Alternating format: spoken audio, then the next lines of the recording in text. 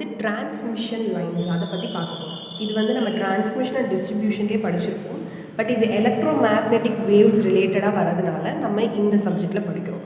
இது வந்து optic fibres, cables, wave guides அதெல்லாம் யூஸ் பண்ணுவோம் இல்லையா, அது எல்லாமே இதில் வந்துடும். இதில் RLGC அப்படின்னு 4 டேர்ம்ஸ் யூஸ் பண்ணுறோம். அதுக்கு முன்னாடி எல்லாரும் மின்கலம் சேனலை சப்ஸ்கிரைப் பண்ணிவிட்டு அதுக்கப்புறம் இந்த வீடியோவை பார்க்க ஆரம்பிங்க. இந்த சேனலில் எலக்ட்ரிக்கல் இன்ஜினியரிங் சம்மந்தமான வீடியோ லெக்சர்ஸ், அப்புறம் கெரியர் ஆப்பர்ச்சுனிட்டிஸ், அதுக்கப்புறம் ஃப்யூச்சர் டெக்னாலஜி என்னென்னலாம் தெரிஞ்சுக்கலாம் எல்லாமே இதில் தெரிஞ்சுக்க போகிறோம். மின்கலம், இது மின் பொறியாளர்களின் சங்கம். இதில் Rன்றது ரெசிஸ்டன்ஸ் per யூனிட் லென்த், Lன்றது இண்டக்டன்ஸ் per யூனிட் லென்த், Gன்றது கண்டக்டன்ஸ் per யூனிட் லென்த், Cன்றது capacitance per unit length. So இதெல்லாம் நமக்கு தெரியும். கேரக்டரிஸ்டிக் இம்பிடன்ஸ் அப்படின்னு சொல்லி ஒன்று இருக்குது. அது என்னென்னா நேச்சுரல் இம்பிடன்ஸ் அப்படின்னு சொல்லிக்கலாம். அதை வந்து நம்ம Z0 இம்பிடன்ஸுன்றதால Z0 அப்படின்னு சொல்லலாம். அது வந்து நம்ம R + √R + jωL divided by G + jωC அப்படின்னு போட்டுக்கலாம். அடுத்து இதில் ப்ரொப்பகேஷன் கான்ஸ்டன்ட் அப்படின்னு சொல்லி ஒன்று இருக்குது. அதை வந்து இந்த மாதிரி காமா டேர்மில் நம்ம ரெப்ரசென்ட் பண்ணலாம். அது is equal to alpha + jβ அப்படின்னு சொல்லிக்கலாம். ஆல்ஃபான்றது அட்டென்வேஷன் கான்ஸ்டன்ட், பீட்டான்றது ஃபேஸ் ஷிஃப்ட் கான்ஸ்டன்ட் அப்படின்னு சொல்லுவாங்க. ஸோ இதை பற்றிலாம் இந்த 2 டேர்ம்ஸும் நம்மளுக்கு தெரிஞ்சிருந்தால் நம்ம வந்து காமா அந்த டேர்ம் வந்து கண்டுபிடிச்சிக்கலாம்.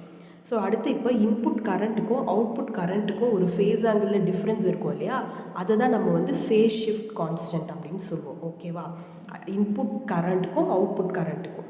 அடுத்து அதே மாதிரி இன்புட் வோல்டேஜ் இல்லை அவுட்புட் வோல்டேஜ் அதுக்குள்ளே இருக்க ஃபேஸ் டிஃப்ரென்ஸ், அதையும் நம்ம வந்து ஃபேஸ் ஷிஃப்ட் கான்ஸ்டன்ட் அப்படின்னு சொல்லிப்போம். ஸோ இந்த மாதிரியும் கொடுத்துருப்பாங்க ஃபேஸ் ஷிஃப்ட் கான்ஸ்டன்ட்டோட ரெப்ரசென்ட் பண்ணுற வேர்ட்ஸை, நம்ம அதை வச்சும் கண்டுபிடிச்சிக்கலாம். அடுத்து இந்த காமாவை வந்து வேறு ஃபார்முலாவும் இருக்குது கண்டுபிடிக்கிறதுக்கு. இப்போ நம்ம ZY அட்மிட்டன்ஸ் இம்பிடன்ஸ் ரெண்டுமே தெரிஞ்சிருச்சு அப்படின்னா நம்ம √ZY அப்படின்னு எடுத்துக்கலாம். இதை Z எப்படி எழுதலாம், R + jωL, Yயை வந்து G + jωC அப்படின்றதையும் நம்ம சொல்லிக்கலாம். ஸோ இந்த மாதிரியும் நம்ம கண்டுபிடிச்சிக்கலாம். அது மட்டும் இல்லாமல் ஃபேஸ் வெலாசிட்டி அப்படின்னு சொல்லி ஒன்று இருக்குது. அதை எப்படி கண்டுபிடிக்கலாம்னா omega divided by beta. So இந்த பீட்டா தெரிஞ்சிருந்தால் நம்ம வந்து ஈஸியாக அதை வந்து கண்டுபிடிச்சிக்கலாம். அடுத்து இப்போ ஒரு பேரலல் ஒயர் லைன் இருக்குது. ஸோ அதுக்கு நம்மளுக்கு என்ன ஃபார்முலா அப்படின்றது சொல்லியிருக்காங்க. அது வந்து நம்ம Z0 = 276/√K. இந்த Kன்றது வேறு எதுவும் இல்லை, நம்ம εr ரிலேட்டிவ் பெர்மிட்டிவிட்டி இருக்குல்ல, அதுதான் நம்ம சொல்கிறோம். அடுத்து log E × d/r. Dன்றது distance between 2 wire, parallel wires. Rன்றது அந்த radius of the wire. Okay, அடுத்து இதுவே வந்து கோஆக்சியல் டிரான்ஸ்மிஷன் லைன்ஸ் அப்படின்னு சொல்லி இருக்குது. அதுக்கு நம்மளுக்கு என்ன ஃபார்முலாஸ் அப்படின்னு பார்த்தோம்னா Z0 = 138/√K. அதே மாதிரி Kன்றது εr log E d1/d2. So coaxial cables அப்படின்னா நிறைய வந்து லேஸாக இருக்கும் பார்த்தீங்களா, அந்த மாதிரி இருக்கிறது. ஸோ இதில் அவுட்டர் டயாமீட்டர் எவ்வளோ, இன்னர் டயாமீட்டர் எவ்வளோ, அதுதான் இந்த d1/d2. d1ன்றது இன்னர் டயாமீட்டர், அப்புறம் d2ன்றது அவுட்டர் டயாமீட்டர். அதை வச்சு நம்ம இந்த கோஆக்சியல் டிரான்ஸ்மிஷன் லைன்ஸோட கேரக்டரிஸ்டிக் இம்பிடன்ஸை கண்டுபிடிச்சிக்கலாம். ஸோ இந்த ஃபார்முலாஸ் எல்லாம் நல்லா படித்து ஞாபகம் வச்சுருந்தாலே ஈஸியாக அட்டன் பண்ணிக்கலாம். அடுத்து வெலாசிட்டி ஃபேக்டர் ஆஃப் கேபிள் அப்படின்னு சொல்லி ஒன்று இருக்குது. அது வந்து என்னென்னா velocity of wave propagation divided by velocity of light in vacuum. So velocity of light in vacuum நமக்கு தெரியும் 3 × 10⁸ m/s இல்லையா, அது நம்ம சப்ஸ்டியூட் பண்ணிக்கலாம். வேவோட ப்ரொபகேஷன் அதோட வெலாசிட்டி என்ன அப்படின்னு சொல்லிட்டாங்கன்னா அந்த வெலாசிட்டியை போட்டால் நம்மளுக்கு ஈஸியாக கண்டுபிடிச்சிக்கலாம். இப்படியும் போட்டுக்கலாம், இல்லை ஸ்ட்ரெயிட்டாக வந்து நம்மளுக்கு εrஓட வேல்யூ அந்த கான்ஸ்டன்ட் இருந்துச்சுனாலே 1/√K அப்படின்னு போட்டாலே வெலாசிட்டி ஃபேக்டர் ஆஃப் கேபிள் வந்து நம்மளுக்கு கிடைச்சிடும். அடுத்து இப்போ வந்து ஒரு லாஸ்லெஸ் லைன் அப்படி இருக்குன்னா அதில் வந்து நம்மளுக்கு ரெசிஸ்டன்ஸ் இருக்காது, அடுத்து இந்த கண்டக்டன்ஸும் நம்மளுக்கு வந்து இருக்காது அப்படின்னு சொல்கிறாங்க. ஸோ R = 0, G = 0 அப்படின்னு சொல்கிறாங்க. இப்போது வந்து ப்ரொபகேஷன் கான்ஸ்டன்ட் இந்த காமா = ஆல்ஃபா + jβ அப்படின்னு சொல்லியிருந்தோம். ஸோ அதை வந்து நம்ம jω√LC அப்படின்ற டேர்ம்லேயும் சொல்லிக்கலாம். இப்போ LC நம்மளுக்கு இருக்குது, ஃப்ரீக்வன்சி எவ்வளோன்றது தெரிஞ்சிருக்கு அப்படின்னா நம்ம jω × √LC அப்படின்ற ஃபார்முலாலே டேரெக்டாக சப்ஸ்டியூட் பண்ணிக்கலாம். இதில் வந்து நம்மளுக்கு ஆல்ஃபா அப்படின்றது வந்து 0வாக இருக்கும். எப்போ அப்படின்னு பார்த்தோன்னா பீட்டா = ω√LC அப்படின்னு இருக்கும்போது அது நம்மளுக்கு ஆல்ரெடி தெரியும். இப்போ வந்து ஜஸ்ட் இந்த இடத்துல வந்து ஆல்ஃபா 0 ஆகிடுச்சுன்னா jβ = jω√LCன்னு இருக்கும். ஸோ ஜே வந்து எடுத்துக்காமல் நம்ம பீட்டா ω√LC அப்படின்னு நம்ம டேரெக்டாக எடுத்துக்கலாம். அது மட்டும் இல்லாமல் ஃபேஸ் வெலாசிட்டி அப்படின்னு சொல்லி ஒன்று இருக்குது. So VP = omega divided by beta, அது ஆல்ரெடி நம்ம பார்த்துருப்போம். அதை அப்படியும் சொல்லலாம், இல்லைனா 1/√LC அப்படியும் நம்ம வந்து ஃபேஸ் வெலாசிட்டியை வந்து கண்டுபிடிக்கலாம். அடுத்து இந்த Z0 இருக்கு இல்லையா, அது வந்து R0 + JX0 அப்படின்னு சொல்லலாம். அப்படி இல்லைன்னா நம்ம √L/C இந்த மாதிரியும் கண்டுபிடிச்சிக்கலாம். இதெல்லாம் எதுக்கு ஃபார்முலாஸ் அப்படின்னா லாஸ்லெஸ் லைன் அதுக்கான ஃபார்முலா இது.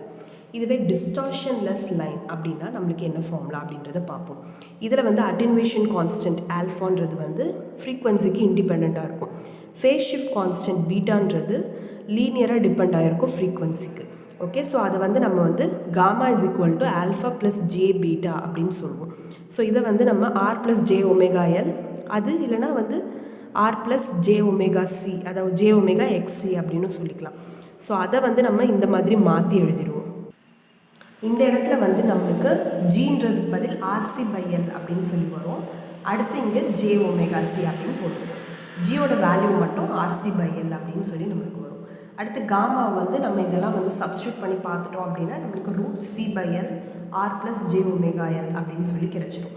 ஸோ இந்த டேர்ம் தான் நம்மளுக்கு டிஸ்டார்ஷன் லைன்ஸ், அதுக்கு டிஸ்டார்ஷன்லெஸ் லைன்ஸ்க்கு உண்டான அட்டென்யூவேஷன் கான்ஸ்டன்ட், ஃபேஸ் ஷிஃப்ட் கான்ஸ்டன்ட்லாம் போட்டு நம்மளுக்கு கிடைக்கிற காமா வேல்யூ.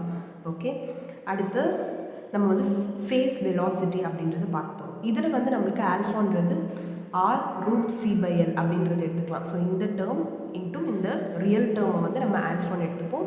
இமேஜினரி டேர்மை வந்து நம்ம ஒமேகா இன்ட்டு √LC, இந்த √C/L வந்து உள்ளே போய் மல்டிப்ளை பண்ணால் நம்மளுக்கு இது கிடைச்சிடும்.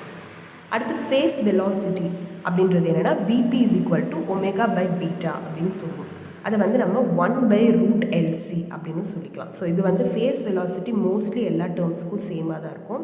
இந்த இடத்துல லாஸ்லெஸ் லைனுக்கு பார்த்தோன்னா ஆல்ஃபாவோட வேல்யூ மட்டும் 0, மற்றபடி பீட்டா வந்து சேம் தான். ஸோ இதுக்கு வந்து டிஸ்டார்ஷன்லெஸ் லைன்ஸ்க்கு வந்து ஆல்ஃபாவோட வேல்யூ R × √C/L அப்படின்னு போட்டுக்கணும். அவ்வளோதான். அடுத்து இந்த Z0 வந்து R0 + JX0 அப்படின்னு சொல்லி போடுவோம். அதில் வந்து நம்ம எல்லா வேல்யூஸும் சப்ஸ்டியூட் பண்ணி நம்மளுக்கு கிடைக்கிற வேல்யூ வந்து என்னவாக இருக்கும் அப்படின்னு பார்த்தோன்னா R0ஓட வேல்யூ √R/G இல்லை √L/C, X0ஓட வேல்யூ 0 அப்படின்னு சொல்லி இருக்கும். ஸோ R0ஓட வேல்யூ மட்டும் நம்மளுக்கு கிடைக்கும். அவ்வளோதான். அடுத்து இந்த லாஸ்லெஸ் லைன் அப்படின்றது நம்மளுக்கு டிஸ்டார்ஷன்லெஸ் லைனாக இருக்கலாம். பட் டிஸ்டார்ஷன்லெஸ் லைனை வந்து நம்ம லாஸ்லெஸ் லைன் அப்படின்றத சொல்ல முடியாது. ஓகே, அதுதான் சொல்கிறாங்க. இதை வச்சும் நிறைய கொஷின்ஸ் கேட்பாங்க, அதையும் பார்த்துக்கணும்.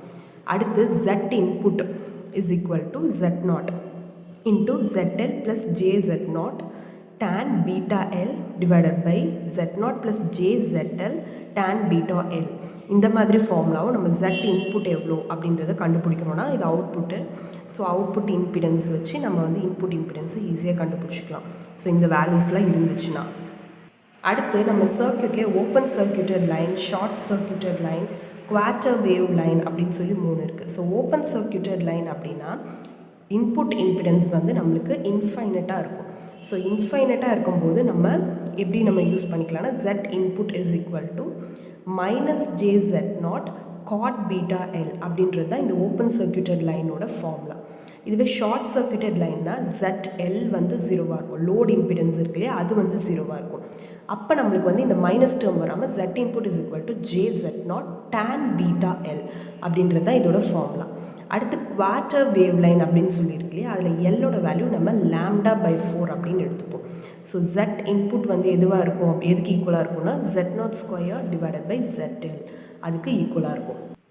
அடுத்து இந்த குவார்ட்டர் வேவ் டிரான்ஸ்மிஷன் லைன்ஸ் இருக்கு இல்லையா, ஸோ இதில் வந்து open circuited quarter wave line வந்து நம்மளுக்கு இந்த இன்புட் டெர்மினல்ஸில் ஷார்ட் சர்க்யூட்டாக அப்பியர் ஆகும்.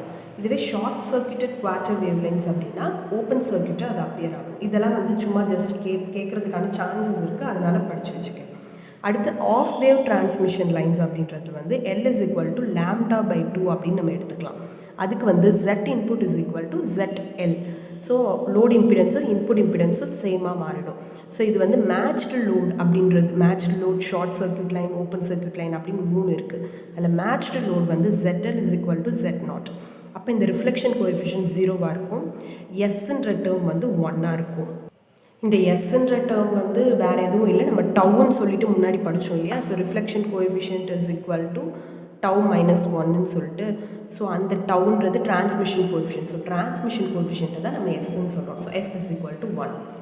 அடுத்து வந்து ஷார்ட் சர்க்யூட் லைன்னா ZL = 0ன்னு வரும். இந்த ரிஃப்ளெக்ஷன் கோஎஃபிஷியன்ட் -1 ஆகிடும்.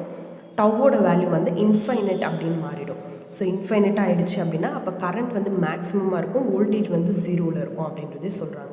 அடுத்து ஓப்பன் சர்க்யூட்டட் லைன் அப்படின்னு இருக்கும்போது என்ன ஆகும்னா ZL வந்து இன்ஃபைனட்டாக இருக்கும். ஸோ இன்ஃபைனட்டாக இருந்தால் தானே ஓப்பன் சர்க்யூட் ஆகும், அந்த மாதிரி. அடுத்து இதுக்கு வந்து ரிஃப்ளெக்ஷன் கோஎஃபிஷியன்ட் வந்து நம்மளுக்கு +1 அப்படின்னு இருக்கும். இதுக்குமே வந்து என்னென்னா நம்ம டவ்வோட வேல்யூ இன்ஃபைனட்டாக இருக்கும். ஓகே, ஸோ இப்போ இதில் கரண்ட் வந்து 0வாக இருக்கும், வோல்டேஜ் வந்து மேக்ஸிமமாக இருக்கும். இதெல்லாம் ஜஸ்ட்டு நம்ம வந்து பார்த்து வச்சுக்கலாம், ஃபார்முலாஸ் எல்லாம் நல்லா ரிவிஷன் பண்ணிக்கலாம். இதை வச்சு நிறைய கொஷின்ஸ் வந்து கேட்பாங்க. ஸோ இதை வந்து நல்லா படித்தாலே போதும். இந்த மாதிரி பல சுவாரஸ்யமான பயனுள்ள தகவல்களை தெரிஞ்சுக்க மின்கலம் சேனலை சப்ஸ்கிரைப் பண்ணுங்கள். நன்றி.